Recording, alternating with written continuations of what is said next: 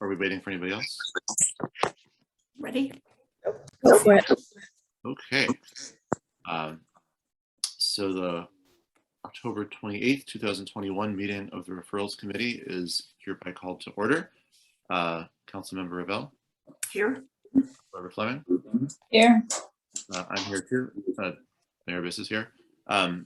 We have full attendance, a full complement, a quorum, and then some.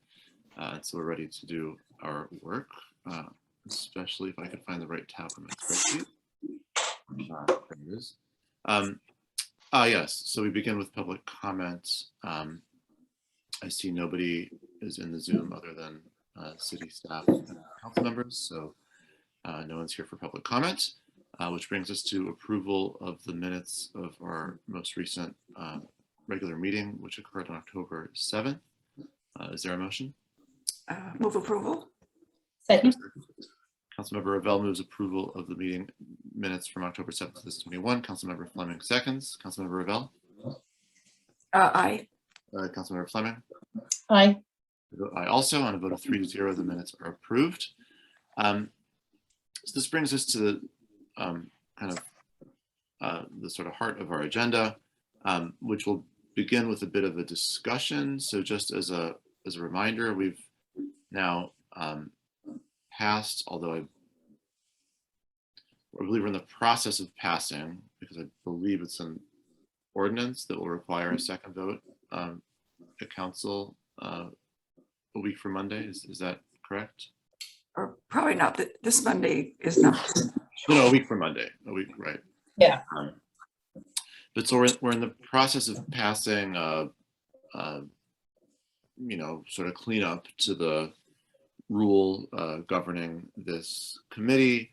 The purpose of the rule basically is to give people some comfort, first of all, that what we're doing is in line with what the rule says we're supposed to do, and then to kind of both clarify the fact that this is meant to apply for all public policy changes that occur irrespective of who or what initiated them, and then to put in place a mechanism to actually force a process to get things on agendas so things don't get voted out of here and then sort of sent into purgatory. I think the things that I would suggest that we consider changing based on that rule is that I think there was some pretty justifiable complaining in the rules committee about the sort of green light, yellow light, red light system, which I think doesn't help. I think it's a little confusing and doesn't help. So I would recommend, in light of those concerns, that we just vote things out or not. I don't know that we're helping matters by kind of adding another layer of complexity that then sort of gets ignored. Is that, are folks comfortable with that approach? Yeah, So- that's fine. I think one question I have, well, just since we're online and for whoever will watch this later, does it make sense to read what the changes are for folks who aren't also watching council and rules and all that stuff? Yeah, happy to do that. Right. And when we sort of send them on out of the committee, we would indicate, how urgently we felt it needed to be on a committee agenda. So we'd still convey some degree of priority. I think we can. So actually, that's a good prompt to do what Councilmember Fleming suggested, and Right. then we can talk about it. I won't read the whole paragraph because it's a little long. I'll read the changes. So first of all, it clarifies exactly to your point, Councilmember Ravel. It says that we're supposed to give guidance regarding priority because I think people sort of felt like, well, the rule didn't say that you're supposed to do that and you were doing that. So if you're going to do it, let's at least have the rule say so. Well, plus I think it would be helpful to the committee that is receiving the referral to, I mean, if we suddenly dump 6 referrals onto them, I think it should be helpful to them for some sense of how soon what order to take them in or something like that. Yeah.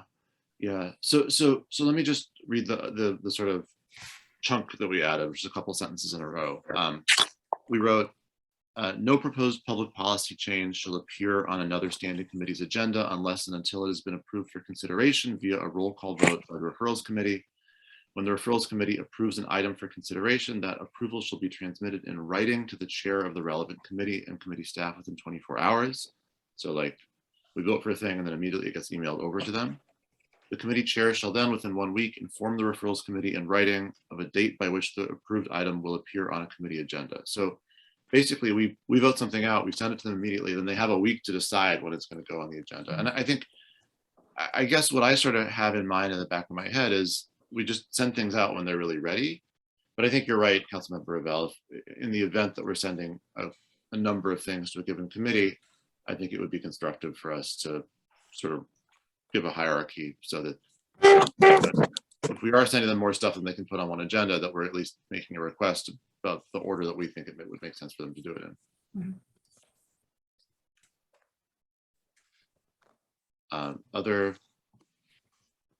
Other thoughts or commentary about the impact of the rule on our conduct? I guess one question I have, because I think we did the red, yellow, and green to try to give some distinction. So if we have something that's like a 10 and something that's 11, are we going to try to decipher for the chair, like the 10 is more important than the 11, or do I want to get that detailed, or how are we going to figure that out? Because I imagine some council members will feel like their thing is super important, but it didn't get the score to push it forward. I mean, I would say, first of all, if we're sending it to a committee chair or they're sort of instructed to put it on an agenda. Right. So even if we give it the lowest possible score, it's still getting on an agenda. I think if we're I just think, like if we're sending one thing over, that's really different than, if we're sending 6 things over. And I think if we send 6 things over, it does make sense to say something about priority. Maybe it's not, here's the numerical scores. Maybe it's like, hey, this one's really urgent, please get to it first. Or maybe it's, these 3 seem more time sensitive than those 3. I think we can. Or we recognize that this one is going to take quite a bit of research, so we understand if it will take a while to get on an agenda. Right, exactly. Okay, so that's fine for me. I just know that those were kind of the feedback points, I think. And then the other thing, which maybe isn't really within our purview, but it's worth discussing in terms of when we do send things over, what happens then, because that's also been a bit of an issue. So is that worth us discussing, or are we just for the public consumption who's paying attention? Yeah, I think that's the whole issue. So, what the rule says is the committee chair has a week to say, here's the date it's going to be on the agenda. And I think, the failure mode there's 2 potential failure. I guess there's 3 potential failure modes there. One is they ignore that requirement. One is they say something that then doesn't come true. And one is they don't ignore the requirement, but they just can't do it. They can't think that far out in advance, and they're just sort of, they get back to us and they're like, I don't know, I can't fit it on the next 2 agendas, and 3 agendas from now is too far from now. I can't figure it out. And so I would say the second failure mode, where they just put it on the agenda and then change their mind and it doesn't happen, is easy to mitigate against, right? That we just need to be tracking things, and that seems like more of a dystopian fantasy than a real likely problem. I think the first failure mode of they ignore the email, they don't get back to us within a week, they say, I don't care what the rule says, we're just not going to do it. I think that's what we got to watch out for. And if that happens, then it turns out this rule isn't strong enough, and we got to come back and figure out something tougher. I think they're just literally unable to do it is feedback for us that we're sending too much stuff, or that we're otherwise just not properly attuned to the workloads of the committees. And I think that's feedback that we take into account and learn from. Well, but then we're back to needing to change the whole process, because I think we're saying right now, we're going to do our best to process all these referrals and get them off to the committees. And if the committees are saying, whoa, that's too much. I don't think we're saying that at all, actually. Okay. So that's a critical distinction. I don't think we're just shipping things off instantly. I think we're No, of course not. yeah. So I think we're doing our best to prioritize and send over kind of as much as they can handle, but not more. And if they tell us, okay, that's a little bit too much, that's feedback that we can incorporate into how we do things. Okay, I was understanding that we were going to diligently work our way through every referral that comes to us as soon as practicable, and once we've, you know, gone through our rating process, then we would send them off to the committee rather than having reviewed them and holding them, because we think, is it up to us to decide whether there's too much being sent to a committee, or is it up to the committee to say, we're just going to space these out? Well, the fundamental gap between what we've been doing so far and success, in my opinion, is a lack of effective communication with the committees. And that's what we need to improve. And I think we're on a path to improve that. But yeah, I think the whole point here is to not give them more than they're capable of processing. Okay, so But if that's we send it out to them, Mhm. wouldn't part of their job be to say, all right, I can get these 4 on this month and these 2 on in 2 months, or, so we still send it out and they're still kind of live and in queue on the committee side, but the committee chair and the staff need to manage the committee schedule. So then we can still tell the referring council person, like, hey, it's done, it's been referred out.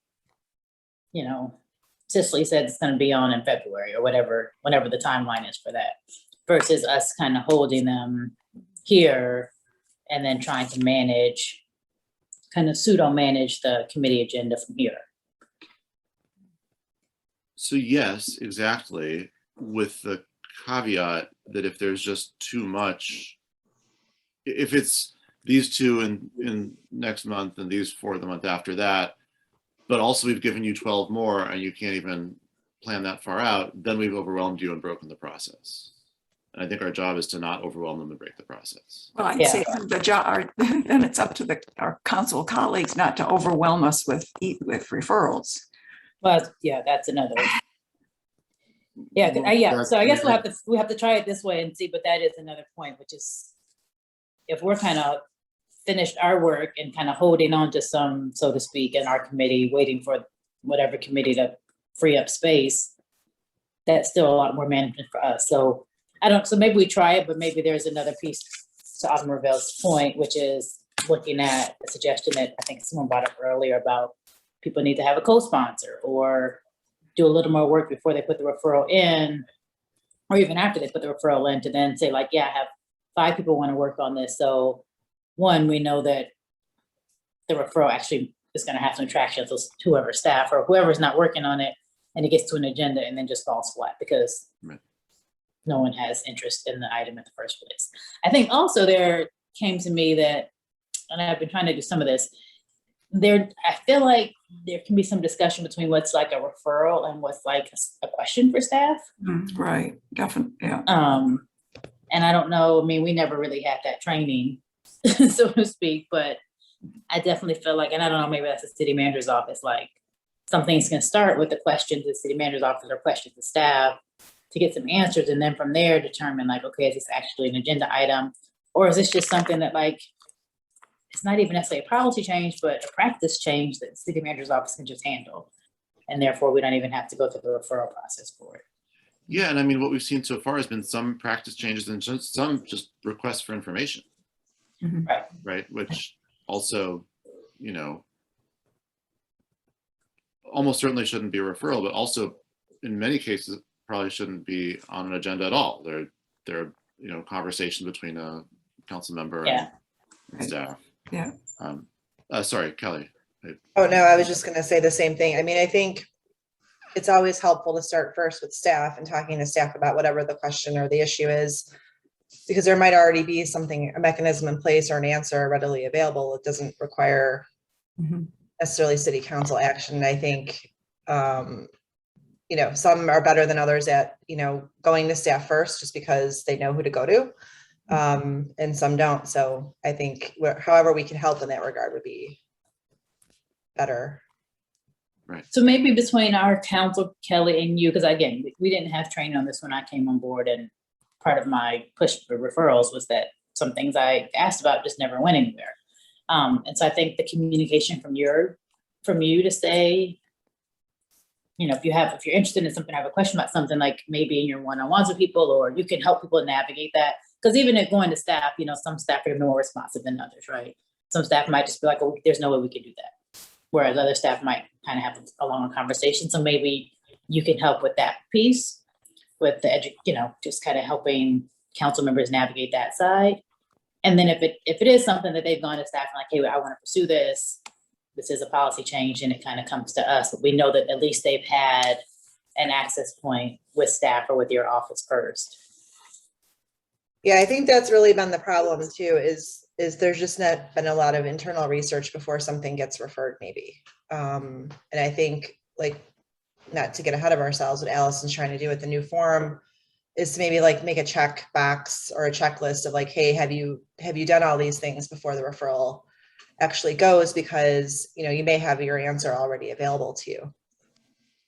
Yeah, I think that's not getting ahead of us at all. I actually wanted to call on Allison and just ask both for an update on some of the stuff that you've been working on regarding all this, but also just kind of your thoughts about the role that you can play to solve some of these problems before they become painful. Great, thanks. And for anybody who may be watching this later, Allison Leipziger, Policy Coordinator. So on page 6 of your packet, you'll see the form. You've all been given the opportunity to give feedback, and that's all been incorporated. The new form really is intended to answer a lot of these questions ahead of time. And so the ones that are the aspects of the form that are required, in addition to like who you are, what department. So this is going to be for both staff and for the council. And then, general policy changes and the reason for the policy change. And then other things that are required are things like, how does this relate to or affect other city policies or ordinances? What, if any, are the budget implications of this policy change? And then another required question is, who are the relevant stakeholders and how they've been involved so far? And the idea there is to make sure that we've kind of forced people to think about those things before they submit a referral. But, I also will serve as another stopgap. So if somebody submits a referral and, we look at it, we think like, no, wait, there's not enough information here, or this is just something that staff can do research on. It doesn't need to go straight to the council. That's where I can step in and, see what kind of background research we can do and information gathering we can do before we make it into a referral.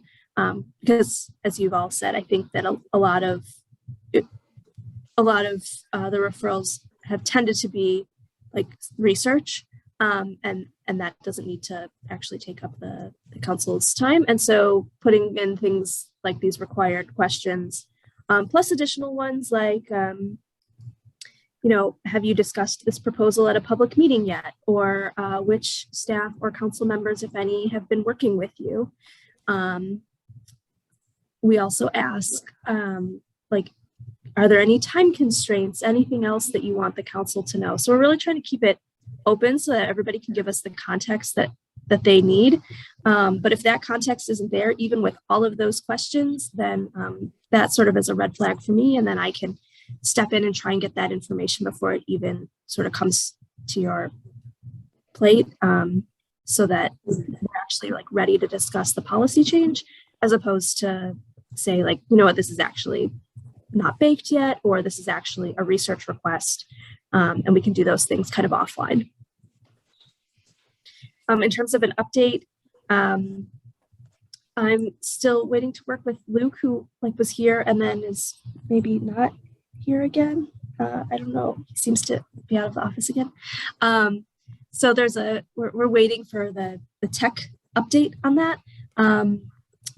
But I don't think it'll be a complicated process. I want to make sure that, you know, it's accessible by the public, that it's easy for staff and council members to use, and that, you know, there's the other aspect of it is that right now the form that we have doesn't really allow for much nuance, such as like this referral was submitted to a subcommittee, like our status thing doesn't really work. So there are sort of some back end things that we want to work on to make sure that we're able to really track the legislation once it's, you know, in the process.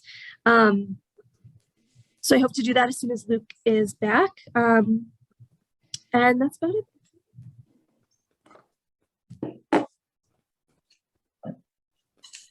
Questions, thoughts, reactions? I mean, I think we're in a good space. I think we're still just with the new form and kind of with our new rules, you know, we'll track it for a few months and see, and then maybe the three of us can just continue, you know, as I see things coming in for referrals, I take the liberties to call our peers and say like, hey, have you thought of this? Not that anyone cares about my opinion, but just to try to see if we can steer, like there's several of these that I think should just be budget memos, but you know, they are not. Yeah. That was my suggestion. Mhm. And maybe just assuming people hadn't thought about that. I don't really know. Well, and I guess to your point, I mean, maybe we're presuming that the newer members of council understand how the budget memos work. And maybe we've made that, Yeah. maybe we've And I made that think- wrong assumption. Mhm. Mhm. Yeah. And yeah. And again, I think there's not been great training for council members, but yeah, because we just started talking about the budget memos, but there was never any public conversation about what budget memos are.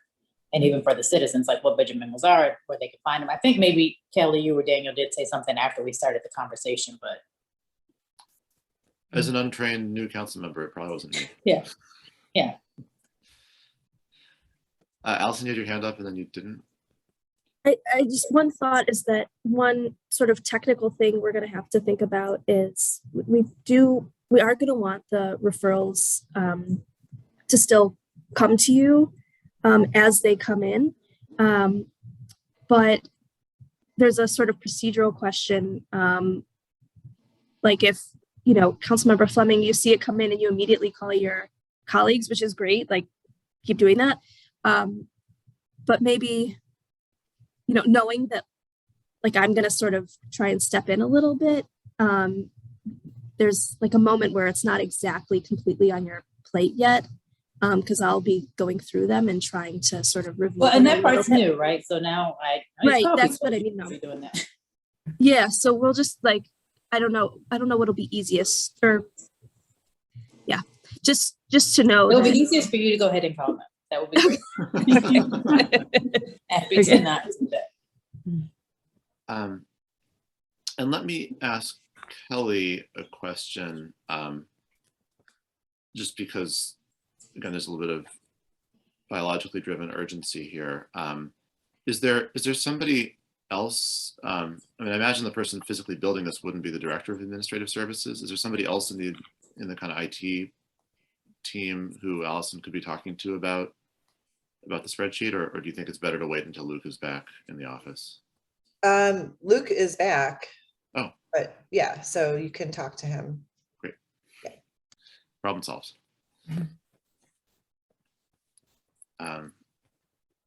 Great. Is there anything else we want to talk about this before we look at 100 million referrals? Nope. Oh, it sounds like a good next step. Great, thank you. Okay, so by my counts, we don't have 100 million referrals to go through. We only have 14. And I think both the first one on our sheet, but also the one we ought to talk about first anyway, because we have a testimony, it looks like in the Zoom, is amending section 1-7-2 of the city code, general duties of the clerk, which I think was submitted with proposed language, which definitely warmed my heart. Clerk Mendoza, did you want to speak about this? Yes, so the referral that was put in, so that is just to have the duties of the clerk actually reflect in the code what we do in the office. We're currently, we've always done handicap placards, but we also just recently started doing vital records. And I think it's important to include that into the code to ensure there's continuity for the residents of Evanston and for the office. This is the office where that will stay. It's not, and I just think that it should stay here independently of who is here because it's a vital service to the community. We're just in week 1 and we've already had so many walk-ins and questions, and which means that the service was really needed here. And if you guys have any questions or concerns, I'm happy to answer them. Councilor Flanagan? I just have a question, and I don't have it in front of me, so I only have one screen, but did we think about adding the passport language in there, Stephanie? I know you were working on getting the passport services back to the clerk's office. Do you think that's something we should look at, or? Unfortunately, because we are doing records, we cannot do passports. Oh, okay. So we have to do the one or the other. If we like, for example, we had both, we could create a whole person. So we could print out that person could be the Social Security Administration, like you can. Okay. Yeah, by law, you're not allowed to do that. And the reason why I decided to go with vital records and not passports was because we were having way many walk-ins every single day while the center was closed just for passports. We even had a form downstairs printed to tell people to go to Skokie. So, and we had very few inquiries for passports. And so that was just how I made that decision. Okay.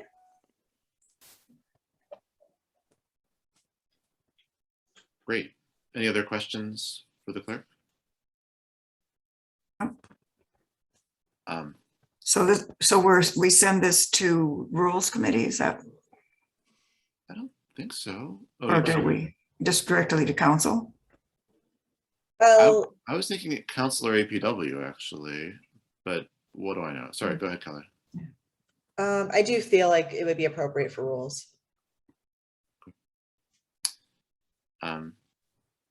And obviously this is, I think, important and uncontroversial, and also totally ready to go, which again, I don't know if we send flowers to referrers or what, but maybe we should just a help the blue case ribbon. ready.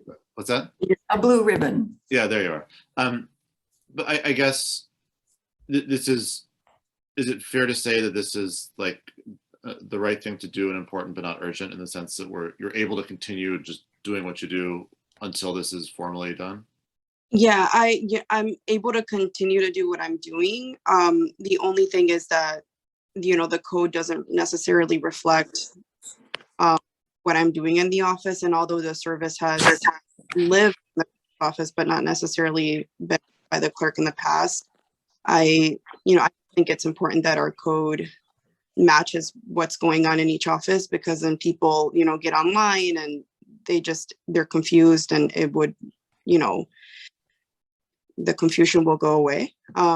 It just depends on how busy the agenda is for rules. You know, the ordinance is ready to go. It's been looked at by our corporate counsel, Allison.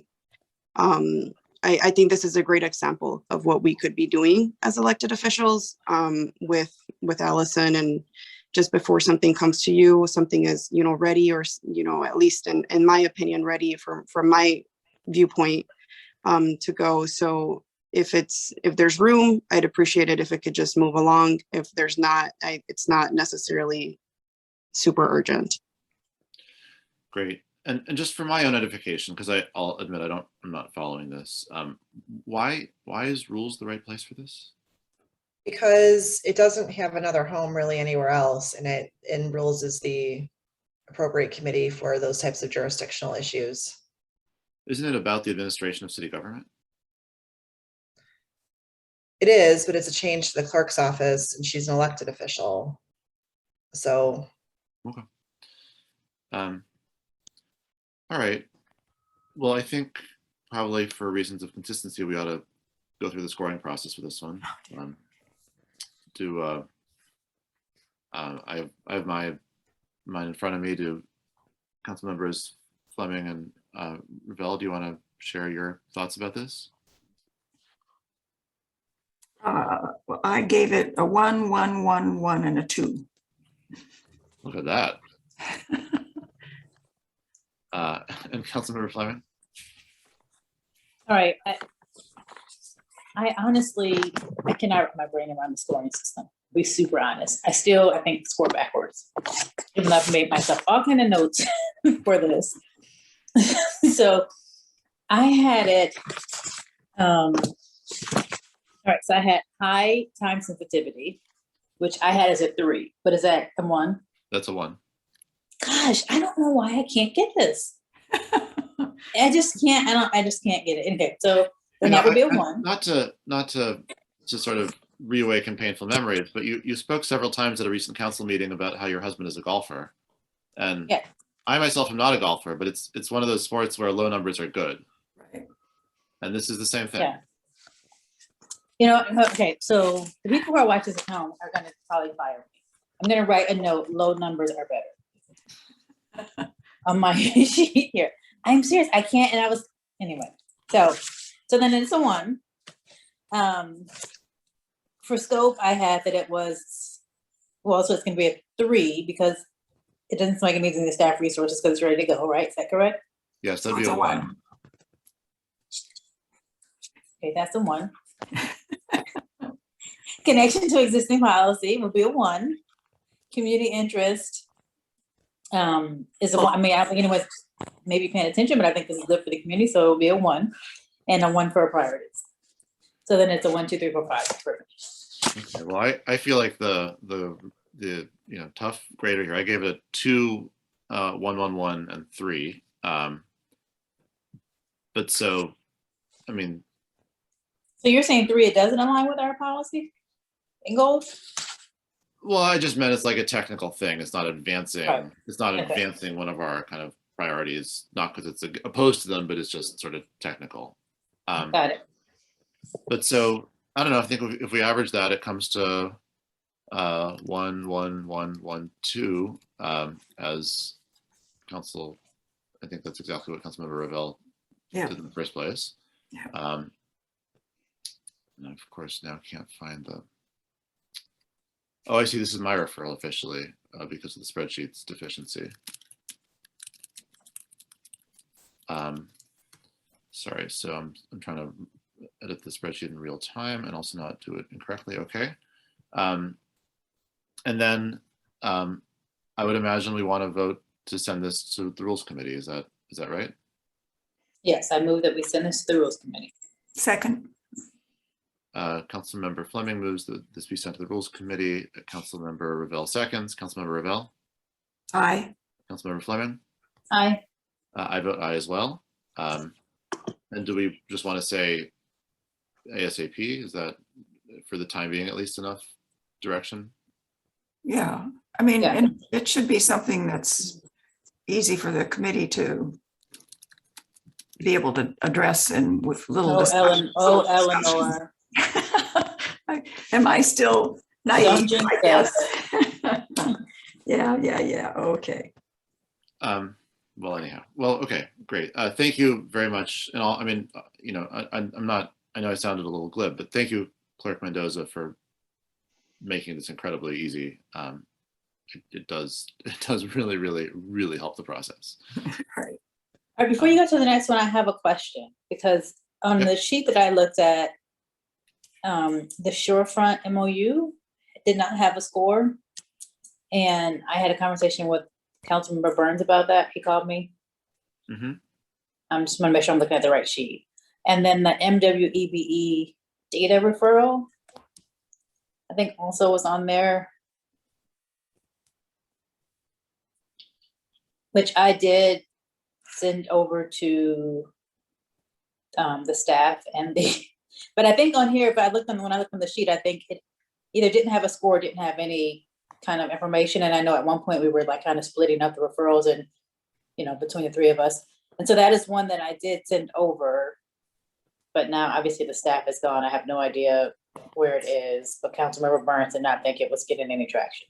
Yeah, I mean, I totally agree. I also spoke with Sharon about this, and I think, you know, she had some ideas. I think she was concerned that it's going to be hard to do exactly what Councilmember Burns wanted, but Yeah. she had some thoughts.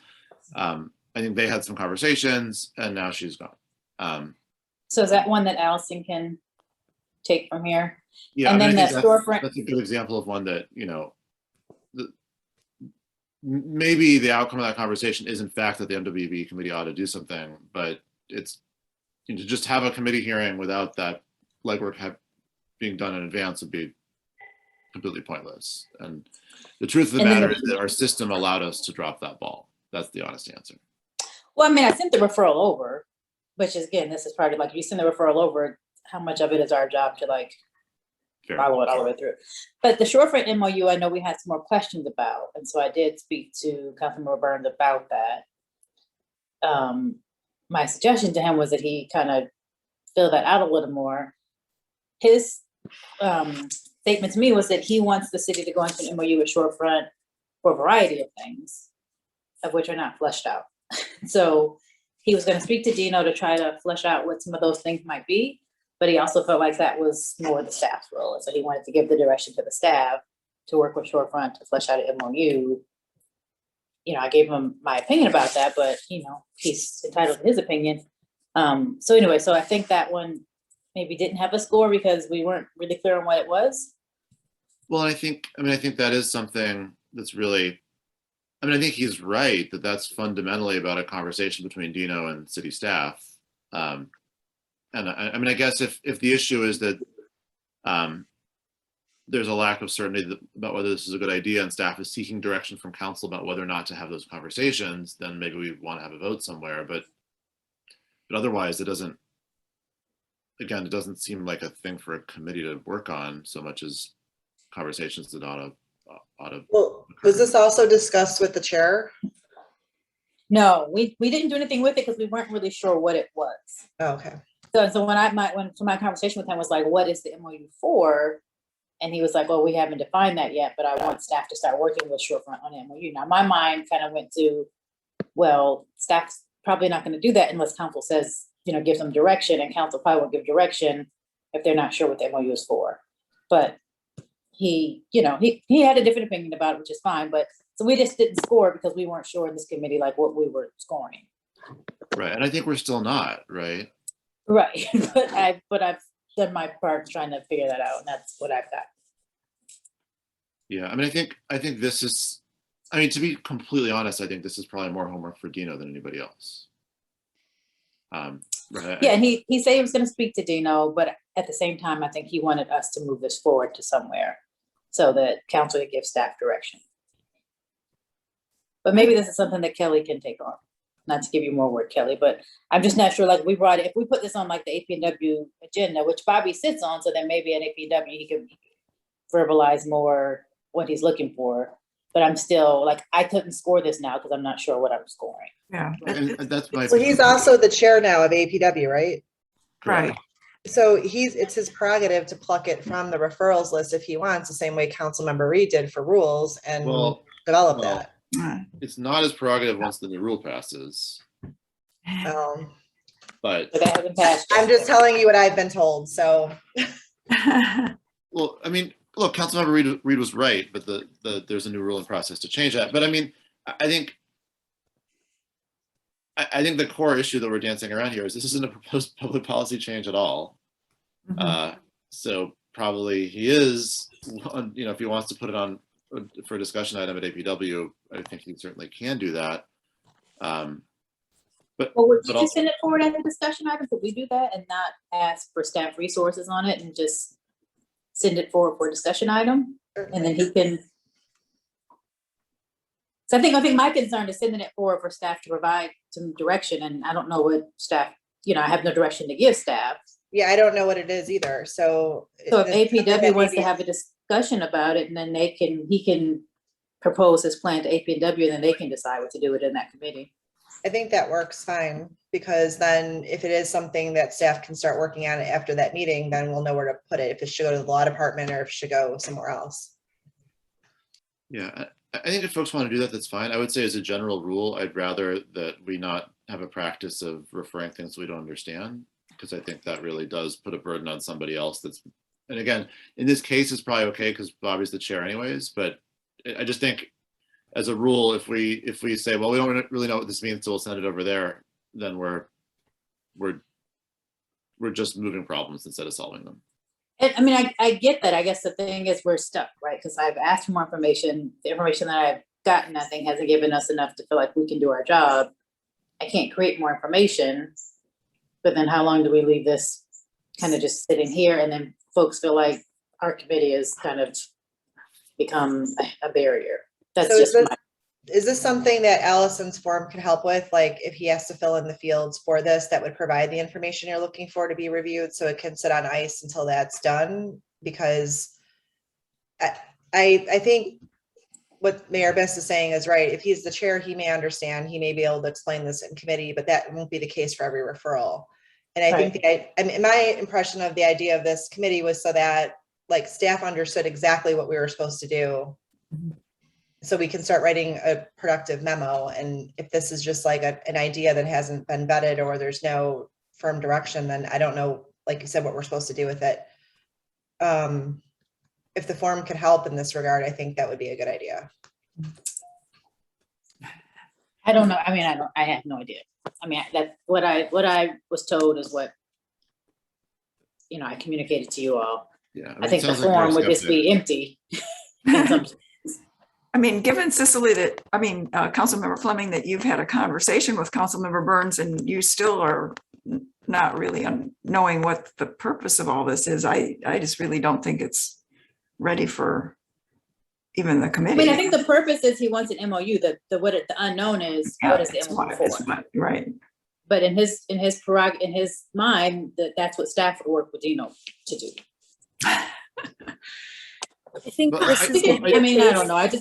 I brought it up because it was on the thing. It was part of the job I had to flush it out, and that's just as far as I've gotten. I mean, I I do think think this- it's appropriate. Sorry, go ahead. I do think it's appropriate for us to say, you know, we need that information.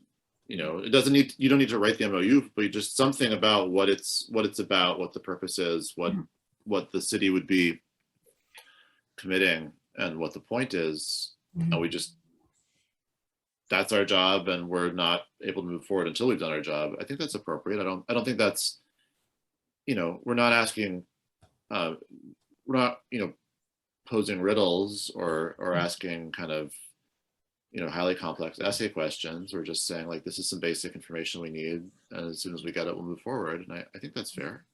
Yeah. And we haven't heard that there's a super great sense of urgency. So asking.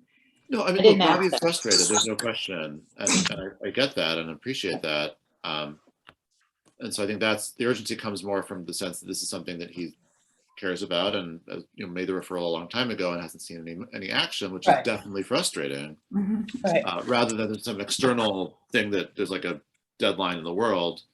But I think what we need to do is just help him provide the information that we need. you know, on a quicker timeline in the future. And I think we can learn how to do that. All right, well, not to be a killjoy, but maybe Allison can, maybe she would have better luck. Or maybe, I mean, you know, this conversation was, I think, last week. And so maybe there's been a conversation with Dino and there's more information now. But I wanted to report back on those two things. I appreciate that. I also think, I mean, I think we need to be honest about the fact that it's not only staff whose bandwidth is limited, it's us as well. And in this particular instance, the council member's plate just got somewhat cleared. And I think he may have more capacity to devote attention to all these other items that are critical for his ward, but that, you know, maybe had to figure out how to coexist in his calendar with a giant project he just finished. All right, shall we move to the next items? We shall, and for disclaimer, I have to get to another meeting at 10. Okay, that's 40. I know we're planning on being done before that, but I just wanted to. That's a very good reminder. The fact that it's already 9:17. Okay, thank you. Point taken. So the next is an occupational head tax for employees not residing in Evanston. I think we missed one. Did we I'm not? so sorry. The senior property one? I don't have that. It was, so I put it in, it was there last time, but we didn't get to it because Oh, we from were last. trying to, Right. Line 40. Oh my God, I'm so sorry. You're absolutely right. jeez. Come on, Allison. Get the group in order. You're skipping stuff. I said line 40. I know where we're supposed to be. We can skip it and come back because you guys probably didn't have a chance to Okay. do our very technical scoring. Property inspections. Well, no, let's just, I mean, we should do it. Of course, we should do it.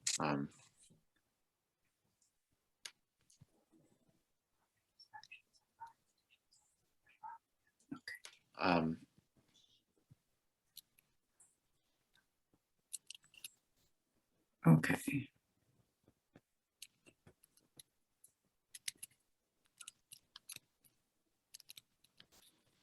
All right, so why don't we start with Councilmember Fleming, since you were. All right, fingers crossed, my numbers are right here. So, I mostly gave it I mean, it's my thing, but I gave it a 2, right? So I thought 2 for time sensitivity, 2 for scope, connection to existing policy actually is 1 because we have the property standard stuff already. 2 for community interest, and then I had it for a 1 for goals and priorities. All right, I had the exact same thing. Oh, And, perfect. and mine's pretty close. I think I gave it a 3 and a 2 and a 1 and a 1 or a 2 and a 1. So roughly what you all did. All right, so we're very close. So I think we can agree quickly on the number. So where do we send this? I thought it would be P and D, but I'm not sure. Yeah, I think that should be P&D. Okay.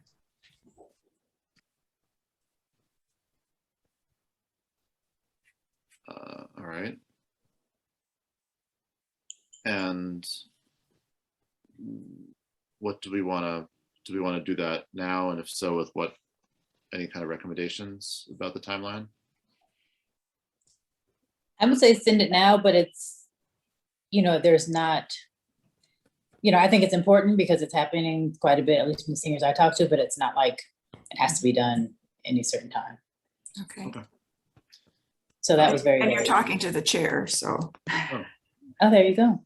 Yeah. Is there a motion?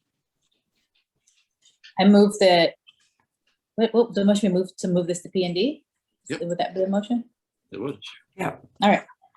So I make that motion. I second that. Councilmember Fleming moves to send this referral to P&D to be handled when,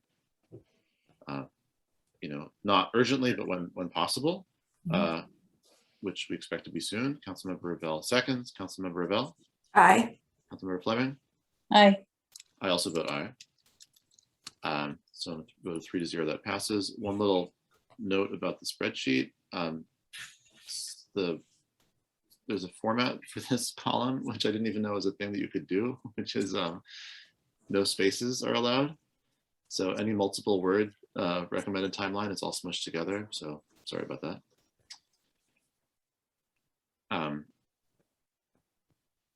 All right, so this brings us to the occupational head tax for employees not residing in Evanston. Someone want to read there? Eleanor, why don't you go first? Because I'm going to make sure my numbers make sense.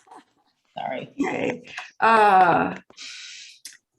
Well, I gave it a 2 for time sensitivity and a 2 for scope, a 3 for connection to existing policy, a 2 for community interest, just because I think our large employers will be pretty interested, and a 3 for goals and priorities. All right, so I gave it a 1 for sensitivity. So I'm not a mathematician, right? So that means I think it's pretty time sensitive. Would that be correct for this? Yes. Right, yeah. Got it. Okay, I'm getting there.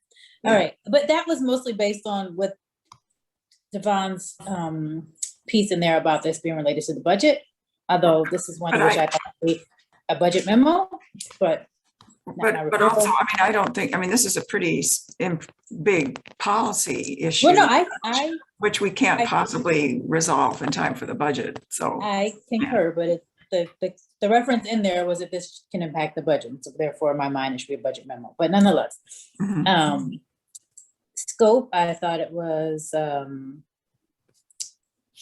high demand, and so that would be a 1. Right? No, high demand on staff would be a 3. Would be a 3. One day I'm gonna You'll get there, right. it'll be our last meeting. Connection to existing policy, I had that as a 2. Community interest, I had that as actually a 3. I thought that more than just the business community would be interested in that. I thought we'd have citizens too. And then 2 for priority. Got it. So Councilmember Revelle's adds up to a 12, Councilmember Fleming's adds up to an 11, and I had a 2 for time sensitivity, a 3 for scope, 3 for connection to existing policy, 3 for community interest as well. I do think people would be, you know, it's also been like a really controversial issue in Chicago back and forth. And so that always gives people something they've read about in the past. And then I gave it a 1 for goals. I don't know. I think revenue is important. So that adds up to a 12. So council members, we all added up to 11 or 12, though the way we got there was a little bit different. It looks like just sort of averaging them out, it would be a 2 for time sensitivity, 3 for scope for sure. Looks like 2 for connection to existing policy.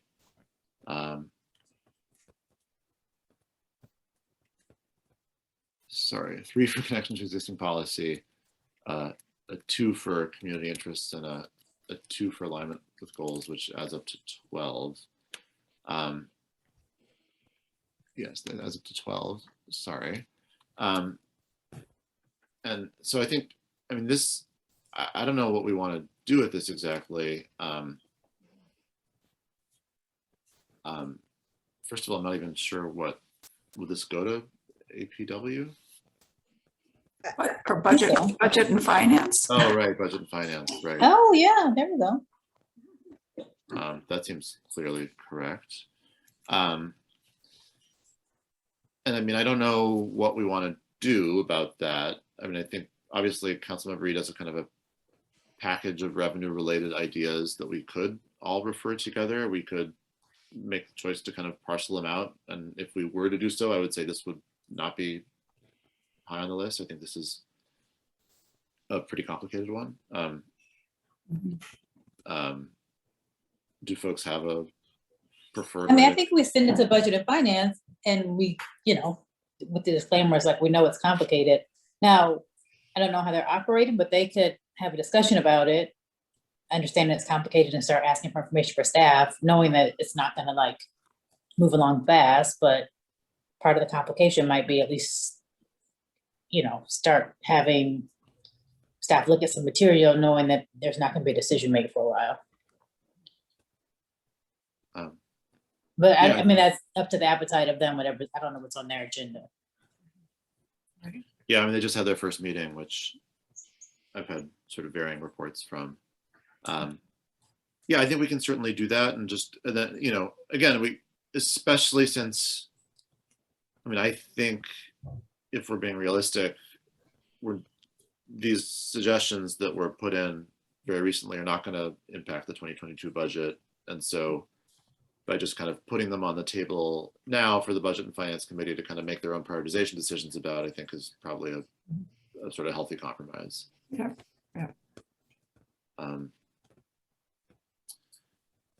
All right.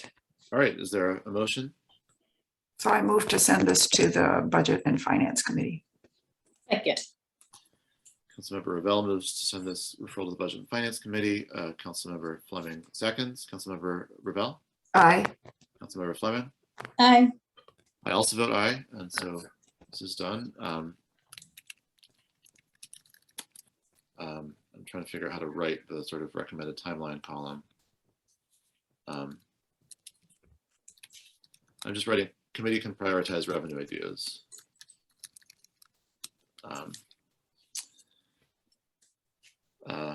This brings us to establish regulation for Evanston Police Department warrant execution. I have a question about this, Daniel, because it was Yes. briefly discussed or mentioned in the meeting on Thursday. So is this part of, in the reimagining police, was that there, today's Thursday, because I don't even know what day that was, Tuesday. That was Tuesday. So is this part of a discussion at that committee as well? No, this is Okay. totally complementary to that. That committee took a vote on a proposal regarding searches that I think will be a really significant thing for the full council to discuss. And this is sort of in a complementary direction to that. So that I think might present a challenge, frankly. How many different sort of privacy and search related EPD issues do we want to take on at the same time? But no, it certainly does not. It's not part of that conversation. It doesn't directly conflict with that conversation, or it's just a different direction. Okay, so that's fine. I just wanted to, I don't always make those meetings, so I didn't know if I missed something. And so, but would it go to Human Services since it's a police issue? Yeah, I think you would have to. Okay, So I think this is and we can do the scoring in a second, but I think this is an example of, this is a big issue. I don't know how Councilmember Reed felt about the drug hearing that occurred in Human Services, but it'd be very easy to schedule a hearing like that. But I think it would take a lot to do more than that on this. And Right. so the question before us is, do we want to kind of help lay the groundwork for this to have the kind of discussion that allows it to move forward, or do we just want to kind of refer it over for a conversation that might be illuminating, but then might not lead to clear next steps? how do we do that though? How do we lay the groundwork for it to have a better conversation? Well, I think that's where you really, invite you, I guess, Allison would, have conversations with Councilmember Reed about how to both have discussions with the police department and with members of council and prepare some documentation that could, create a conversation that people would then be comfortable moving forward. from. But we still would need to score it, and if we send it over to Human Services, part of that is, I mean, Allison can follow up with Councilmember Reed. I think part of that is his purview as to if he thinks he needs that kind of assistance, or he can convince people on his own. Okay. I mean, I guess my opinion is Allison is a resource, but the work is on the person making the referral Right, yeah. to present their material in a way that is going to move it along and get the support it needs. So I think we present Allison as a resource, but you know, we can't, and not that you're trying to say that, but we can't make it a mandatory usage. Mhm. And if it gets to committee and doesn't move further for whatever reason, that's just democracy. Mhm. Yeah, I guess what I'm saying is, like, the thing about the drug hearing was it was sort of no demands on anybody. Mhm. Right, there wasn't an expectation that staff would prepare a detailed history of how things work in Amsterdam, or what the interaction with the state law is. There was just like, okay, well, we'll have this conversation and see how it goes. Mhm. And I think there are times that council members would expect a greater level of Mhm. staff work and preparation that goes into these committee hearings. And Yes, so, however, that one was different because I was the chair, and I mean, that was a conversation Councilmember Reed and I had, and his thought was, if we get it on there as a discussion, he could carry it from there. Well, and I thought what was also brought up in that conversation from Councilmember Burns was that they'd been having some conversation about that topic there in his subcommittee. So it was kind of, let's not try to be talking about this in two places at once. right, Right. that's absolutely right. So I guess the question is, if we send this to Human Services, are we then sending it with the expectation that staff will come prepared with kind of a detailed sort of study and memo and history on the subject?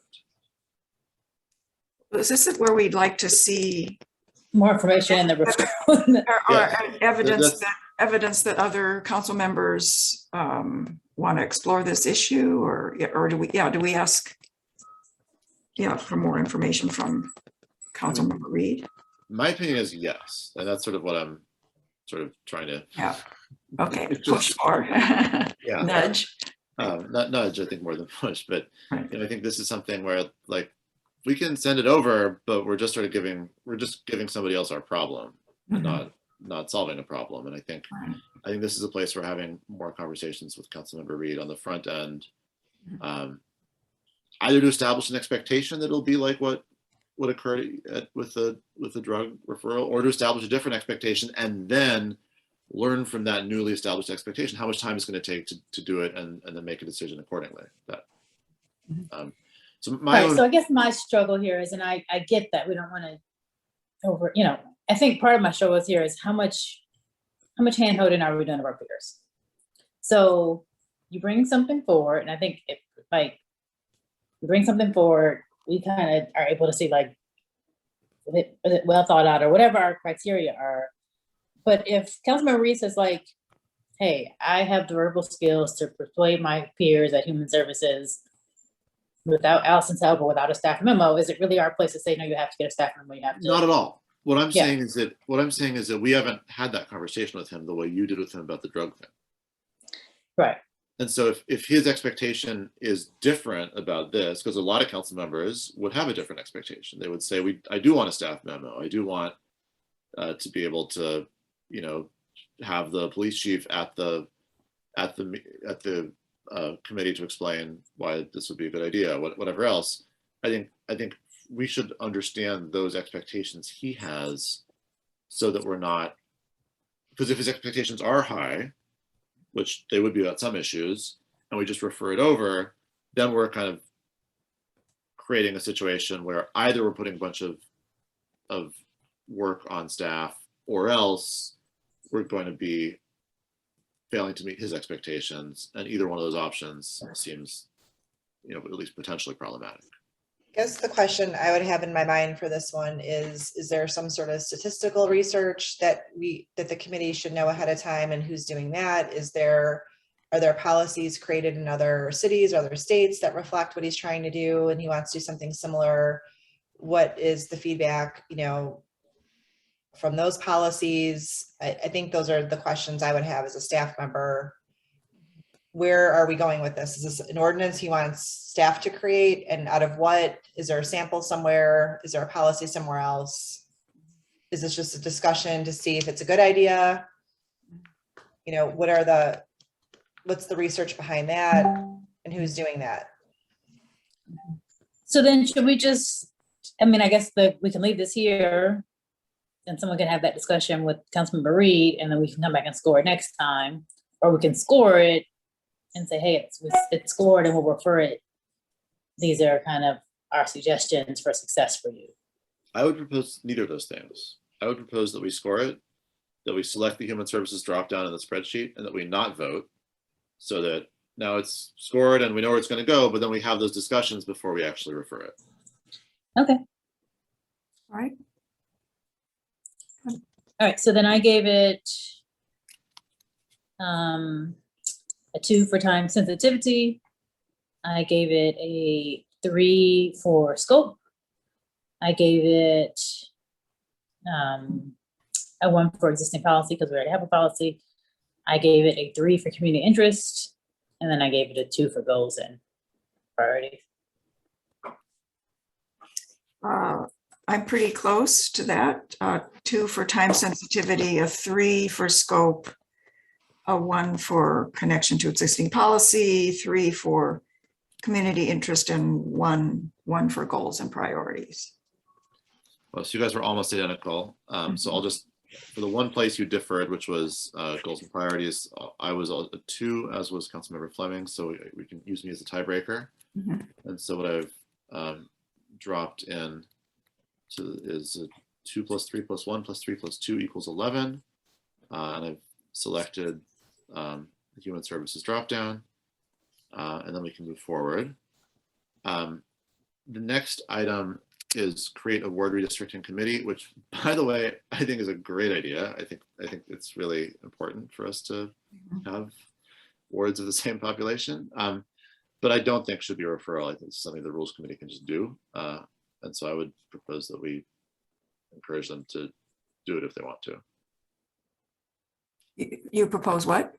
That we simply encourage the rules, I mean, that we do nothing as a committee, but that we tell the chair of the rules committee, who in this instance happens to be the person who made the referral, that he should just do this at rules. I don't think this requires us to take any action. You know, in the past, when subcommittees have been created, like for example, with P&D, we didn't take any action. We just sort of made a phone call, and I think the same thing would apply here. That's fine. I mean, what I have written down is, I mean, I think we're, and I know Nick kind of disagrees, but legally obligated to look at redistricting and look at the census. So the only question I had on here is the time sensitivity, because I would assume we need to do it in the next couple of years before an election. So it's time sensitive in that way, but not like tomorrow. Yeah, I mean, but I also think I'm fine just having the rules committee take this on and not doing anything here. Yeah, I mean, in case anyone's watching, and I guess we do have the league here now. Welcome, Cheryl Wolin. To be clear, Nick's position is that state law doesn't mandate that we do it. Whether or not, I mean, there's a, you know, really significant Supreme Court cases that were decided under the Warrant Court that obligate a 1 person, 1 vote system, and whether those apply to city councils is not something that Nick has weighed in on. They may well, but even if we don't have to, I still think we should. It's a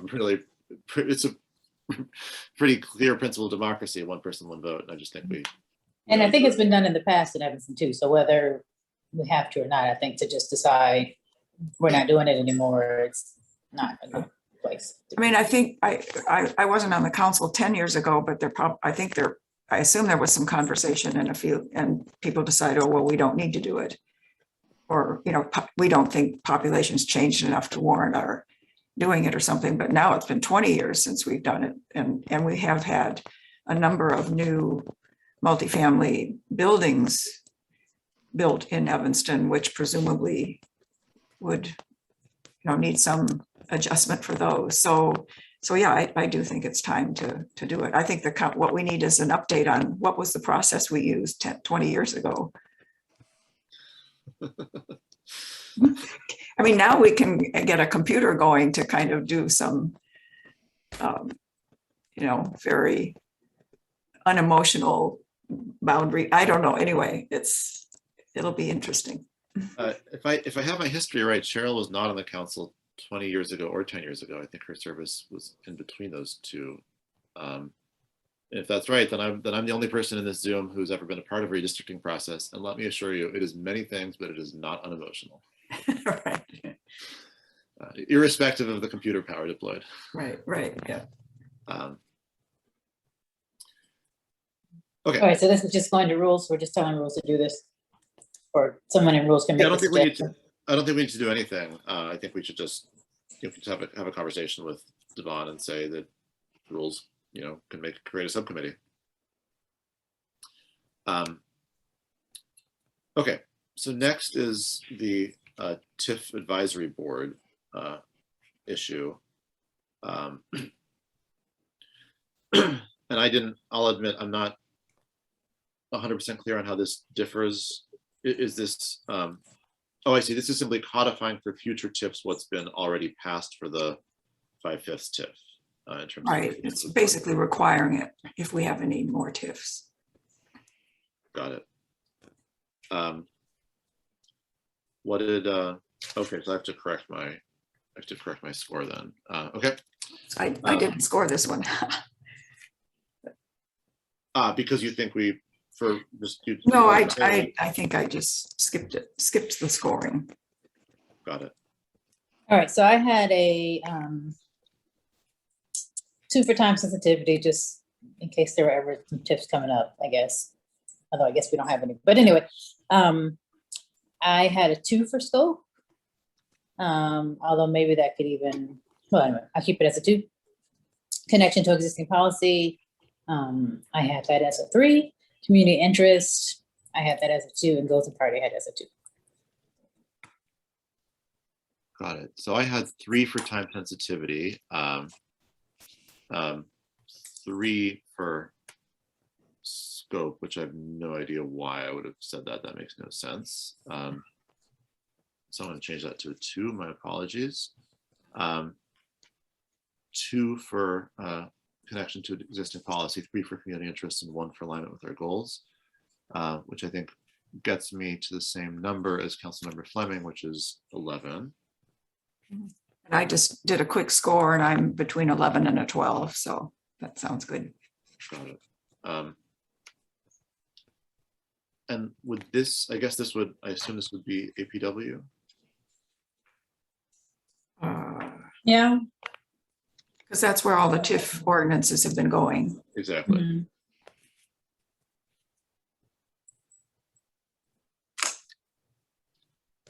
We need to move that and move that it goes to AP&W. Yeah, I mean, Second, if we want to, okay, great. So Councilmember Fleming moves that this goes to APW. Councilmember Ravel seconds.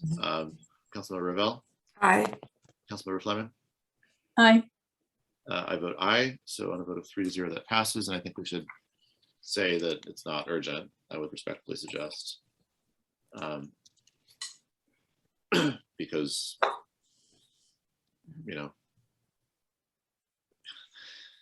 even if there's another TIF relatively soon, which I'm not so sure there will be, God. they take a while. Yeah. There'll be plenty of time. All right. So this moves to the next one, the required declaration of a TIF surplus. I sort of went back and forth on whether or not this needs to be a referral, but I think ultimately, if we want this to be permanent practice, I think it probably makes sense for it to be in the code. So sure. Sorry, go ahead, Councilmember Ravel. Oh, I was gonna say, I didn't know what I was unclear on what it was. Mhm. I mean, because some stuff is required anyway, but I mean, under state law, quite a lot of stuff is required, but I don't pretend to be an expert on all. so maybe this is in addition to what's spelled out in the state law. Yeah, I'm a little confused on this one. But I guess this goes back to the whole issue of why are we guessing? Should we just? Kelly, that is our job. No, I think that's a good, I mean, should we just hold on this one and Yeah, let's hold on this one Yeah. because I just wasn't clear. And I think, again, Right. I have to log off in probably about 5 minutes, but. Yeah. Okay. And so my next question for the other one, and I'm not a FOIA expert, but I kind of felt like, is this, like, what is the FOIA law and can we even do this? I feel like we're already regulated, you know, this is, I'm not in the corporation counsel position, but we're already regulated by state law. I mean, pretty clearly by the AG's office on compliance. Is this just an oversight to make sure we are complying? Because that's the corporation counsel's job. Yeah, we have the corporation counsel, we have the clerk. I mean, I felt very uncomfortable on a policy level with this idea. I don't like it because I think fundamentally, if we're concerned about our ability to oversee ourselves, that makes a lot of sense, but that's what the Attorney General is for. And to create another internal layer to try even harder to oversee ourselves, I mean, that doesn't solve the problem. The problem is solved by having an external body do it. So it's not an idea that I would support. You know, I suppose we could, I mean, that doesn't mean we shouldn't refer it, but I guess my question was, is it even something we can do? And again, I'm not a Tiff expert. My concern was like, if I put in a FOIA for something that's very personal in nature to me and it gets rejected for whatever reason, like, I don't know if I then want that coming to a public meeting for fear that whatever public and private information I was looking for is now, you know, I just was unclear about that piece of it, the privacy matter. Yeah, the process is that if there's a member of the public who requests something through FOIA and it's rejected, there's an appeals process, which is pretty expeditious through the Attorney General's office. And they usually send an opinion over pretty quickly to the law department about, you know, what it is, you know, whether that should be sustained or not.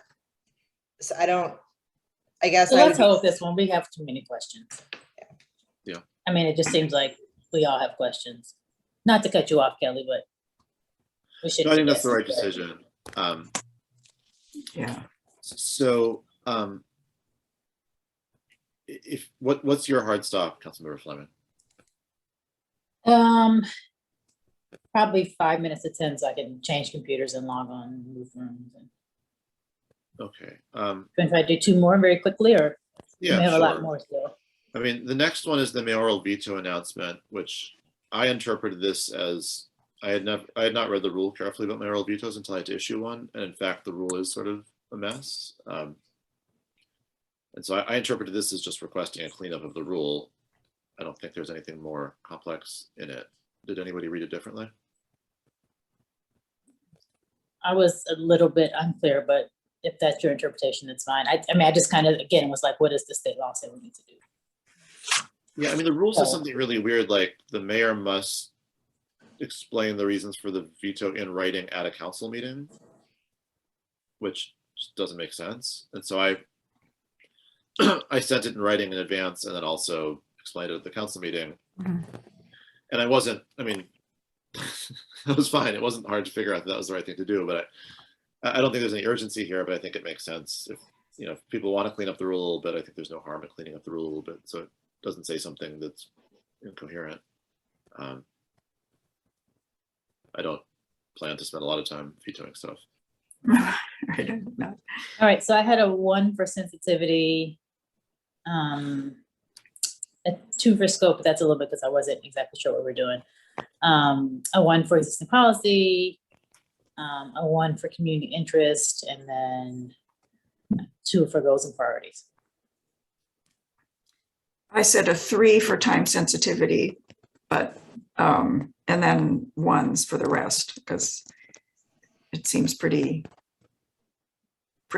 straightforward to just take care of it if it's just clarifying our rule there. So I also said 3 for time sensitivity. I also said 1 for everything else except for goals, which I said 3 again, because it seemed like a technical, it's not advancing the city goal, it's just a technical tweak, but I can, Right, yeah, I can call it a 2 there as a compromise. And then, okay. and again, I think this one doesn't need to take much of our time or much of the rules committee's time. Yeah. And this would go to rules.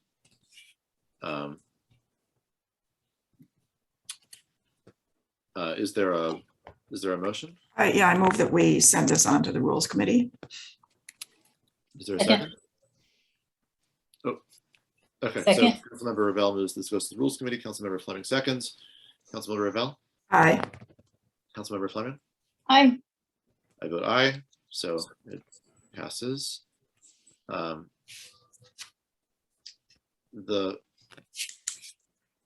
So let's set the date of our next meeting, so we do that in a way that we're confident about before Councilmember Fleming has to leave. And if that scheduling conversation leaves us time, we can maybe do one more. But Well, the next one, can we just refer, I think, to just the rental committee? Don't they have that rental something committee now? oh yeah, absolutely. We're talking about rental registration stuff, so Oh yeah, okay. Can we just do that one? We don't have to vote on that, right? I mean, we don't have to score that one to move it along. Yeah, that seems right. Though of course, the drop down doesn't seem to be available. But anyway, yes. So let's do that. And then I do have one more quick one that I can throw in there. I'm trying to get us off of this list. The Yeah. EPD one, I made a budget referral for that, a budget memo for that, the SROs. Uh-huh. So I think if we want to feel a little confident, maybe holding that here until we get the budget process and see what the discussion is through budget. Yeah, I mean, this is not, if anyone wants this to affect the 2022 budget, referring it to finance and budget and having a conversation then is not going to work. Like, people just need to ask the questions and have the discussion at council. And if that's already happening, then I think we can hold it. Yeah, I mean, I'm just like, I have already made a budget memo for this. So I think we don't need to do anything with that right now. Great. And I would just say, I mean, folks who want to make a change on this should raise it at a council meeting. Well, Because that was, I've had that discussion already. got it. Okay. Great. Well, so is there a motion regarding the progressive rental registration fees? I move that I motion move that to the, what is it? Is it called the rental committee? I'm not sure what. rental subcommittee, P&D rental subcommittee. Okay, I move that it goes there. Second. So Councilmember Fleming moves that this move to the rental subcommittee of planning and development. Councilmember Ravel seconds. Councilmember Ravel, Aye. Councilmember Fleming. Aye.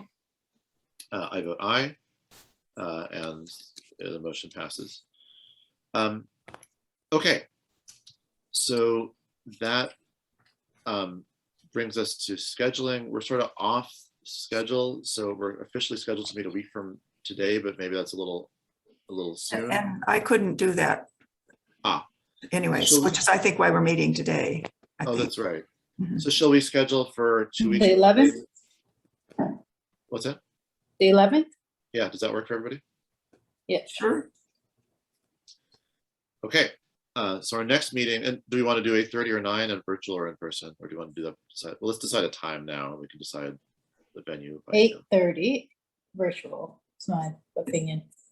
Yeah, that works fine. So the next meeting will be 8:30 a.m. on Thursday, November 11th, 2021, also conducted virtually. And now, seeing that we have no more time to complete our agenda, the referrals committee stands adjourned. Okay, thank you. All right. Sorry, guys. Everybody. Bye, everybody. Bye.